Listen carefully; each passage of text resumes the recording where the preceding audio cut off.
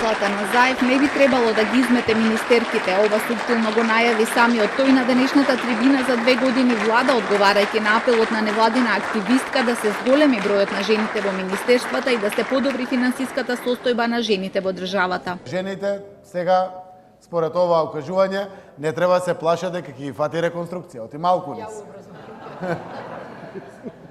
Но во секој случај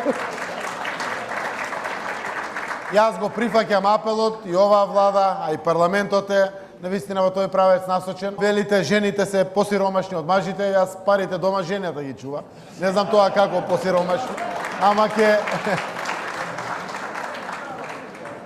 секако треба да имаме фокус генерално кон еднаквоста и рамноправноста.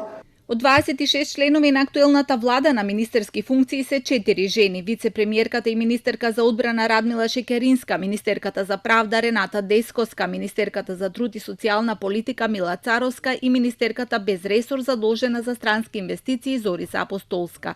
По обраќањето пред присутните пратеници и дипломати, бизнисмени и граѓански активисти, Заев речи дека не влегол во политиката за да си го гледа раатот, туку го решил 30-денискиот спор со Грција и Бугарија и дека е време и ЕУ да ја исполни својата задача пред европјаните и да добиеме датум за преговори. Министерката за одбрана најави дека за 2 недели суперсоничен НАТО авион ќе прелета над земјава за да ја поздрави својата најнова членка. Денеска сме држава со потпишан протокол за пристапување кон Алијансата, де факто членка на Алијансата, а де јуре членка се надеваме во период покус од 1 година.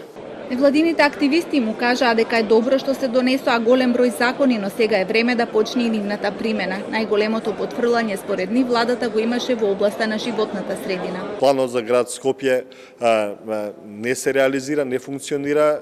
Гледаме дека во сите други домени се случува деградација на животната средина. Последниот примерот со заканата за одземање на статусот на УНЕСКО на Охрид, но исто така и деградација на самиот главен град, со носење со дуповите и неподржување на владата на овие дупови кои што овозможуваат неконтролирана урбанизација и хаос. Тоа е нешто што е приоритетно реално. Никогаш не била животната средина приоритет на владите, меѓутоа во нашиот случај е исклучително голем приоритет и тука многу потфрла овој ресор. Им сугерира и да се подобри состојбата во селата, да се зголемат капиталните инвестиции, да се стави крај на говорот на омраза, а судските процеси да се забрзаат.